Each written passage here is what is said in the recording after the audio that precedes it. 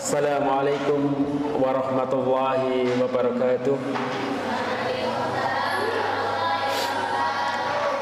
Innal hamdalillah nahmaduhu wa nasta'inuhu wa nastaghfiruh wa na'udzu billahi min shururi anfusina wa min sayyiati a'malina may yahdihillahu fala mudilla lahu wa may yudlil fala hadiyalah.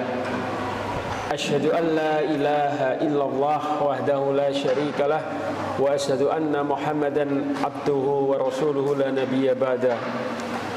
Allahumma salli ala Muhammad wa ala ali Muhammad wa ala alihi wa sahbihi ajma'in, amma ba'd. Hadirin jamaah salat maghrib yang dimuliakan Allah, alhamdulillah, mari di kesempatan petang hari ini, petang yang penuh barokah, di kesempatan yang mulia ini kita panjatkan puji syukur yang tak habis-habisnya kehadirat Allah Subhanahu wa taala yang telah mengaruniakan kita berjuta nikmat, mengaruniakan kita berbagai ragam kenikmatan dibandingkan kecilnya masalah, kecilnya ujian yang diberikan kepada kita. Sholawat dan salam mudah-mudahan tetap terlimpah curahkan kepada junjungan kita baginda Muhammad sallallahu alaihi wasallam yang selalu kita nantikan syafaatnya kelak di yaumil qiyamah, juga termasuk kepada keluarganya, para sahabatnya, dan kepada kita semua pengikutnya, mudah-mudahan kita termasuk di dalamnya. Hadirin rahimakumullah, sesungguhnya kita di dalam keseharian, setiap detik, setiap waktu, kita itu selalu berhadapan dengan masalah.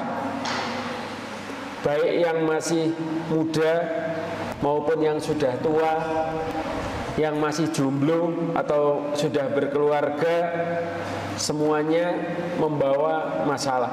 Ada masalah.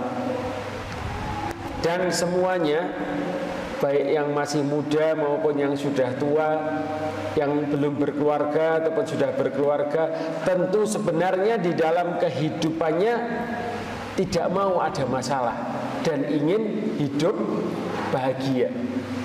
Tentu itu menjadi sebuah keinginan semua orang, baik orang mukmin maupun orang kafir.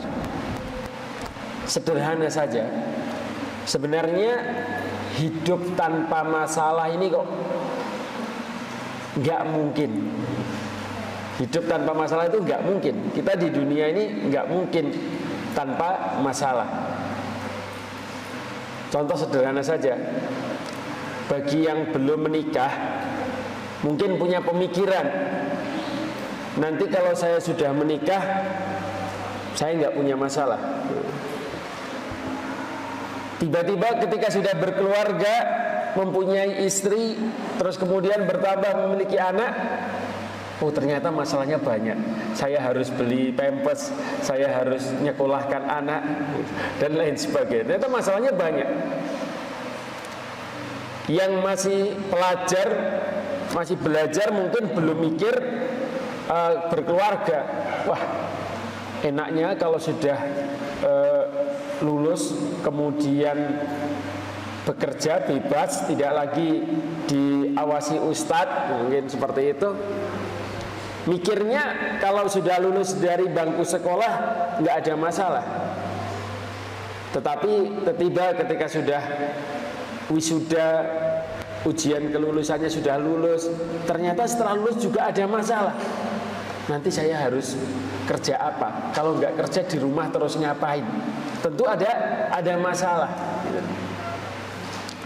Nah, pada hadirin rahimakumullah, maka pada kesempatan malam hari ini saya coba menyampaikan satu tema. Bukan masalah kita lepas dari masalah, karena nggak mungkin kita itu lepas dari masalah. Tapi bagaimana agar hidup kita itu terasa lebih ringan. Ini bukan ilmu meringankan tubuh ya. Ilmu meringankan beban hidup. Jadi bagaimana beban hidup kita itu terasa ringan. Sesungguhnya kalau kita mau mengikuti pola yang dituntunkan oleh Allah, kalau kita mau mengikuti kehendak yang dituntunkan oleh Allah, maka sejatinya hidup ini akan terasa lebih ringan dibandingkan kalau kita tidak mengikuti apa yang dituntunkan oleh Allah. Lantas apa sebenarnya yang diwajibkan oleh Allah? Dan kenapa banyak orang kok fokusnya bukan pada apa yang diwajibkan oleh Allah, namun lebih kepada apa? Sesuatu yang sebenarnya tidak diwajibkan. Apa itu? Sederhana saja, kita itu di dalam hidup sebenarnya yang kita cari adalah apa? Yang kita cari menurut Allah adalah keridhaan Allah. Yang kita inginkan di dalam hidup ini adalah keridhaan Allah. Makanya kita sering mengucapkan inna sholati wa nusuki wa mahyaya wa mamati lillahi rabbil alamin. Sesungguhnya sholatku, hidupku dan matiku semuanya hanya untuk Allah. Ini lisan kita begitu mudah mengucapkan itu, tetapi hati kita prakteknya di dalam amal begitu sulit mengamalkan apa yang kita ucapkan tadi.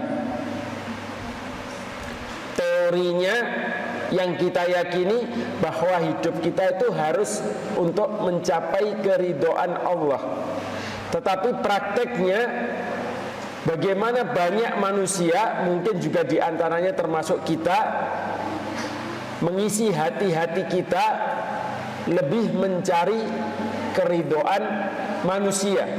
Nah ini yang seringkali bikin repot dan hidup terasa berat itu. Apa? Yang kita cari bukan ridho Allah, tetapi ridhonya manusia. Saya sering contohkan ya, kalau saya kebetulan ngajar di pondok kepada para mahasiswa, kepada para santri, hal yang sederhana. Kenapa sih kamu kok kalau diberi tugas oleh ustadz atau ustazah, misalnya suruh kultum, terus kemudian suruh dakwah ke masyarakat atau tugas-tugas lain, kok begitu beratnya, begitu enggannya? Masalahnya di mana sih? Nah, ini untuk yang masih di pondok ya. Nanti kalau di luaran juga nggak jauh beda masalahnya. Masalahnya kita itu seringkali mempersulit diri. Yang kita cari adalah apa? Komentar, pandangan, komentar dan pandangan orang lain, bukan niat kita tadi. Katanya yang dicari ridho Allah. Misalkan ada seorang santri disuruh kultum oleh ustadznya ketika Ramadan, disuruh berdakwah ke masyarakat. Lantas apa yang membuat dia enggan? Kenapa dia kok nggak mau terjun ke masyarakat, takut dan lain sebagainya? Loh, nanti kalau saya maju ke mimbar terus diketawain gimana? Loh, kalau terus saya maju ngisi khutbah Jumat, misalnya kalau jamaah saya tidur semua gimana? Gitu. Yang dicari apa? Komentarnya nanti gimana penampilan saya, gimana kalau orang nggak suka dan lain sebagainya. Padahal tadi katanya yang dicari adalah ridho Allah. Ridho Allah itu tidak mengikuti komennya follower, tidak mengikuti komennya netizen, gitu loh. Jadi apapun pandangan orang, selama niat kita benar, selama tujuan kita lurus dan syariat tidak kita langgar, maju terus, gitu loh. Itu bagi dunia santri. Bagi yang masih sekolah mungkin, bagi yang sudah bekerja, bagi yang sudah berumah tangga, nggak jauh beda. Kita punya kendaraan. Hakikat sebuah kendaraan adalah sebuah media, sebuah sarana yang itu akan mempermudah kita untuk mencapai tujuan. Akhirnya perjalanan lebih cepat daripada jalan kaki. Sederhananya kita udah punya apapun mereknya, entah itu sepeda ontel ataupun yang lain. Yang penting wis duwe, entah kredit atau cash saya nggak tahu gitu. Tetapi seringkali kita dengarkan komen orang lain, yang seringkali kita lihat pandangan orang lain. Itu loh, orang sudah berumah tangga bertahun-tahun, ketoke pegawai, tapi motornya welek, motor tahun 70 ini. Motornya sudah butut. Akhirnya apa? Akhirnya meskipun kendaraan tadi sebenarnya masih layak pakai dan anggaran rumah tangganya dibutuhkan untuk yang lain, dia memaksakan diri untuk membeli motor baru. Wah, saiki modelnya NMAX, mosok aku pegawai ra duwe NMAX. Walaupun diwangi kredit, walaupun diwangi pinjol, naudzubillah, akhirnya dia ngambil motor baru. Tujuannya apa? Supaya komennya orang, supaya pandangan orang, dia itu sukses, dia itu berhasil. Nah, ini Bapak Ibu sekalian, hadirin rahimakumullah, yang seringkali membuat manusia susah, hidup terasa berat. Karena yang menjadi tujuan di dalam hidupnya bukan keridhaan Allah, tetapi apa? Keridhaan manusia. Ini yang sering terjadi. Maka disebutkan dalam hadis Rasulullah SAW bersabda, "Ma min muslimin au insanin au abdin yakunu hina yumsi wa hina yusbihu raditu billahi rabba wa bil islami dina wa bi muhammadin nabiyya illa kana haqqan 'ala Allahi ayyurdiyahu yaumal qiyamah." Tidaklah seorang muslim atau manusia atau abdin atau seorang hamba berkata ketika menjelang sore dan pagi hari, ini wirid pagi dan petang, raditu billahi rabba wa bil islami dina wa bi muhammadin nabiyya, aku ridho kepada Allah sebagai Rabbku, Islam sebagai agamaku, dan Muhammad sebagai nabiku, kecuali Allah berhak meridhoinya pada hari kiamat. Hadis riwayat Ibnu Majah. Ini hadis sahih. Kalimat sederhana sering kita wiridkan di pagi dan petang juga, raditu billahi rabba wa bil islami dina wa muhammadin nabiyya. Kalau kita baca itu, kata Rasulullah, Allah berhak meridhoinya pada yaumul kiamat, pada hari kiamat. Coba kita bedah satu persatu.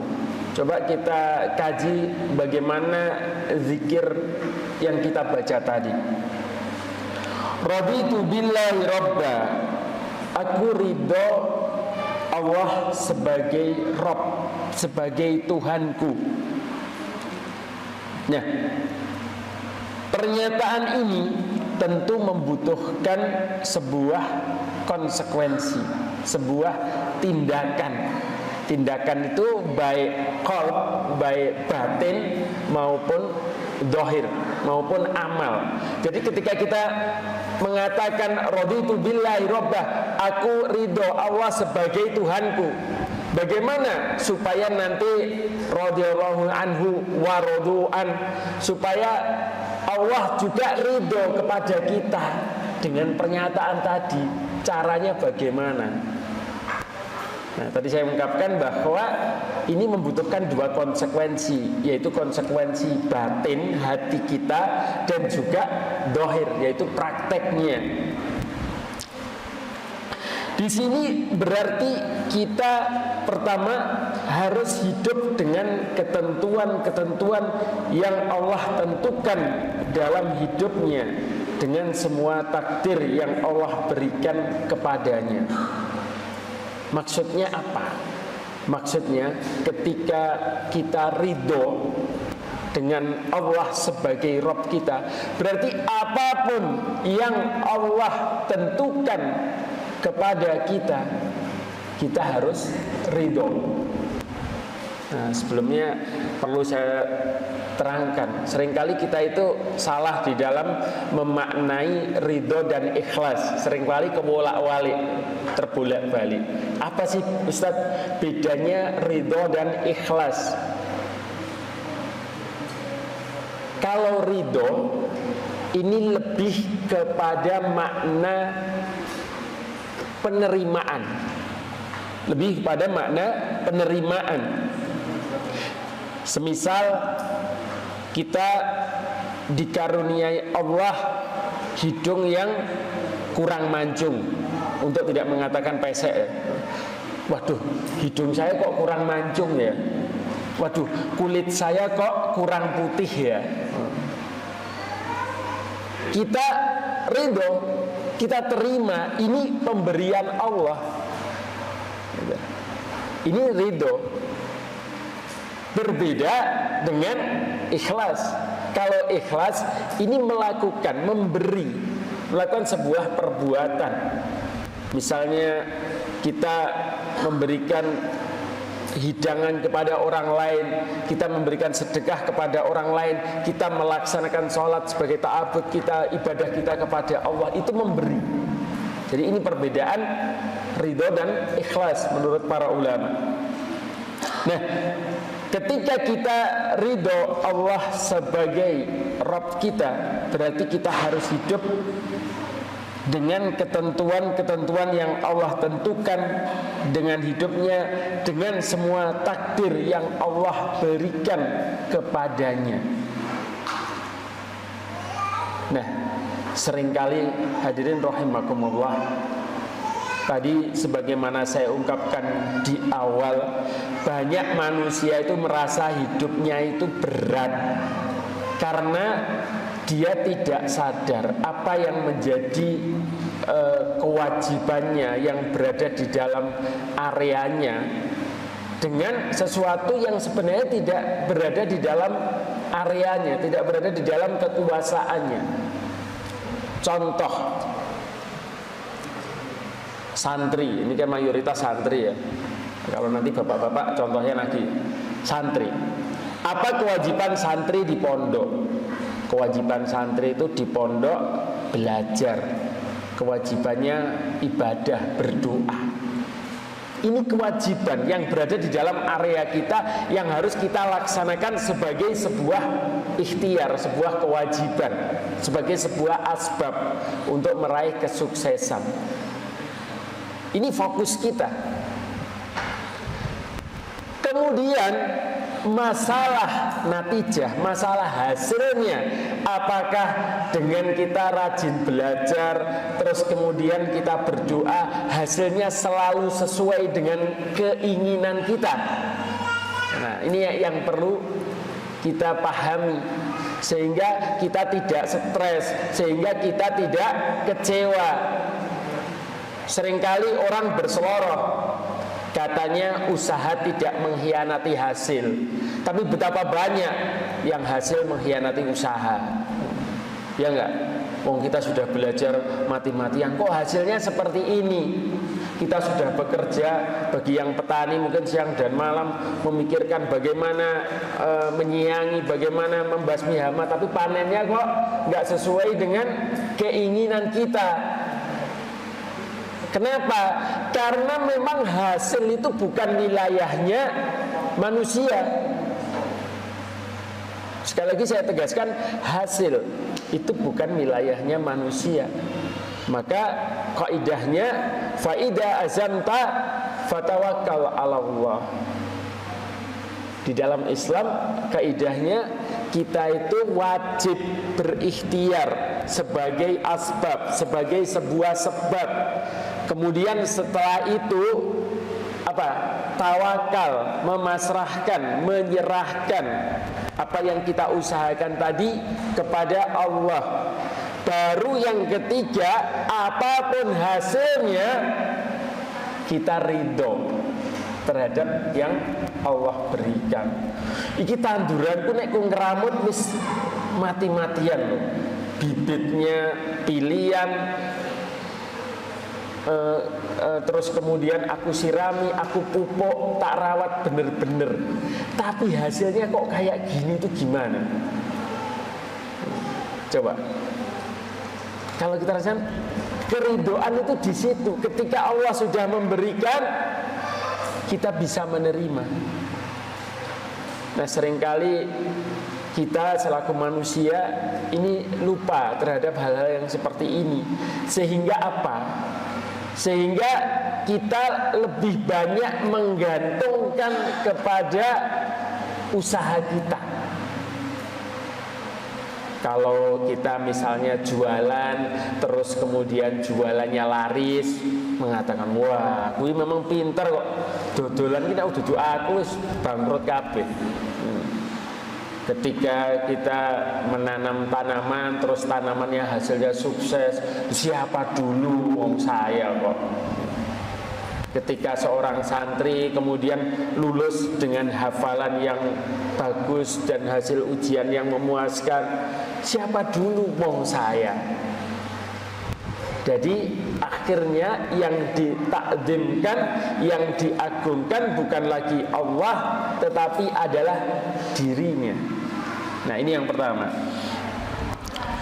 Kemudian dia yang kedua, konsekuensi dari ridho kepada Allah, dia yakin bahwa semua yang Allah tentukan untuk dirinya itulah yang terbaik dalam hidupnya untuk saat ini.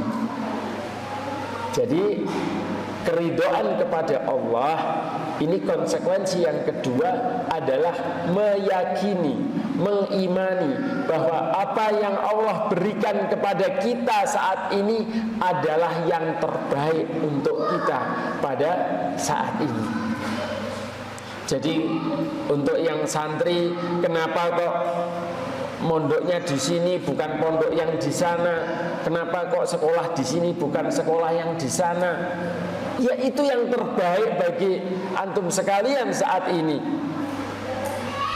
Bagi yang sudah berkeluarga, kenapa kok anakku seperti ini? Kenapa kok nilainya seperti ini?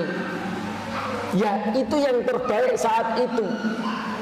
Di mana nanti ada hikmah-hikmah, ada pelajaran-pelajaran yang bisa kita ambil dari apa yang Allah berikan kepada kita untuk saat ini. Nah, kemudian dari raditu billahi rabba, dari keridhaan kita Allah sebagai Rabb kita, ini akan menjadikan yang pertama, menjadikan keridhaan Allah sebagai tujuan dalam hidupnya, sebagai ghoyahnya, sebagai tujuannya. Jadi ketika orang ngomong Allah yang menjadi keridhaan saya, ini benar-benar apa yang dia tuju di dalam kehidupannya, baik ketika dia bersekolah, baik ketika dia bekerja, baik ketika dia mencari nafkah dan yang lain, semua dia tujukan untuk Allah. Dan ini memang tidak mudah. Dan ini kita semua sedang berusaha menuju ke sana, berkehendak menuju ke sana. Maka kalau di dalam kitab Al-Hikam, di dalam kitab Al-Hikam itu disebutkan bahwa sejatinya orang-orang yang menuju Allah, yang punya iradah, itu disebut murid. Jadi murid, kita semua itu sebenarnya adalah murid. Murid itu kan asal katanya dari iradah, apa? Kehendak. Siapapun yang punya kehendak menuju Allah, jazakallahu, dia adalah murid. Jadi kita semua adalah murid karena punya keinginan, kehendak menuju Allah. Kemudian di dalam hikam itu juga disebutkan tentang bagaimana seorang murid kadang-kadang lalai, kadang-kadang tertipu dengan kewajibannya. Tadi sudah disebutkan bahwa seorang hamba yang ridho Allah sebagai Rabb-nya ini menjadikan Allah sebagai tujuan hidupnya. Nah, seorang murid, kita semua adalah murid, kadangkala lalai, kadang-kadang lupa, sehingga misalnya melakukan kemaksiatan atau perbuatan yang sia-sia. Lantas murid yang lupa tadi, dia berpikir, kemarin aku melakukan kemaksiatan, misalnya naudzubillah meninggalkan sholat atau lupa untuk sholat, tapi buktinya rezekiku kok masih lancar ya. Tetapi buktinya aku kok ya masih sehat-sehat saja ya. Nah ini kata Imam Ibnu Athaillah di dalam Al-Hikam disebutkan, ini adalah murid yang tertipu, murid yang lalai. Kenapa? Karena seringkali, hadirin rahimakumullah, kita memahami bahwa yang namanya nikmat ini hanya berupa hal-hal yang sifatnya dohir, yang kita nikmati. Sementara hal-hal yang tidak nampak, yang hakiki, yang kita rasakan, misalnya nikmat iman, nikmat berislam, nikmat bisa melakukan amal soleh, ini kita tidak hukumi sebagai nikmat. Pernah saya, bukan mahasiswa saya, ada seorang mahasiswa itu bertanya kepada ustadz. Kan mahasiswa itu kadang-kadang yo agak keminter. Ustadz, katanya sholat tujuannya itu tanha anil fahsya'i wal munkar. Sholat itu tujuannya mencegah perbuatan keji dan munkar. Itu tujuan sholat. Saya itu Ustadz sudah tidak berbuat keji dan munkar. Kalau gitu buat apa saya sholat? Nah, coba kalau mahasiswa nakal itu kadang gitu pakai logika. Saya kan sudah nggak berbuat keji dan mungkar. Kalau tujuannya sholat untuk itu, berarti saya nggak usah sholat dong. Nah, ini persis seperti dikatakan Ibnu Athaillah tadi. Ini adalah orang yang tertipu. Ini adalah murid yang tertipu. Kenapa? Karena kamu meninggalkan sholat itu merupakan suatu perbuatan keji, gitu loh. Kamu meninggalkan sholat adalah perbuatan keji. Kamu terhalang dari kebaikan sehingga kamu berbuat maksiat. Berarti kamu terhalang, terhijab dari nikmatnya ibadah. Meskipun kamu masih diberikan kesehatan, meskipun kamu masih diberikan kecukupan harta. Nah, ini sekaligus jawaban bagi mereka yang seringkali bertanya-tanya, Ustadz, kita itu kaum muslimin, kenapa sih kok kondisi kita secara umum ekonomi kita kalah dengan orang-orang kafir? Ustadz, katanya Allah itu memerangi pelaku-pelaku riba. Buktinya itu banyak pegawai bank, orang-orang yang masih ngutang pada bank, mereka makmur sejahtera. Pernah nggak kita mikir seperti itu? Ini karena kita gagal memahami nikmat dari Allah. Kita gagal memahami makna rizki. Bahwa mereka yang terhalang dari hidayah, mereka yang terhalang dari nikmatnya beribadah, ini merupakan suatu azab, ini merupakan suatu hukuman dari Allah.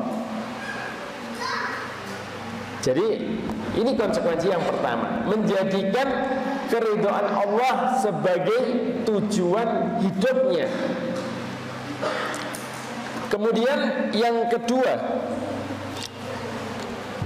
orang yang mengatakan raditu billahi robba, menjadikan ketentuan Allah sebagai pilihan hidupnya. Menjadikan ketentuan Allah sebagai pilihan hidupnya. Jadi Allah itu sudah memerintahkan kita untuk berbuat baik dan melarang kita dari perbuatan tercela. Jadi takwa itu kan melaksanakan perintah dan menjauhi larangan. Itu ketentuan Allah. Kalau kita sudah mengatakan ridho terhadap Allah sebagai Rabb kita, maka kita harus mengikuti garis ini. Kita harus mengikuti ketentuan ini. Kemudian yang ketiga, konsekuensi dari raditu billahi rabba, meyakini bahwa apa yang Allah tentukan itu yang terbaik bagi dirinya. Di dalam sebuah hadis disebutkan,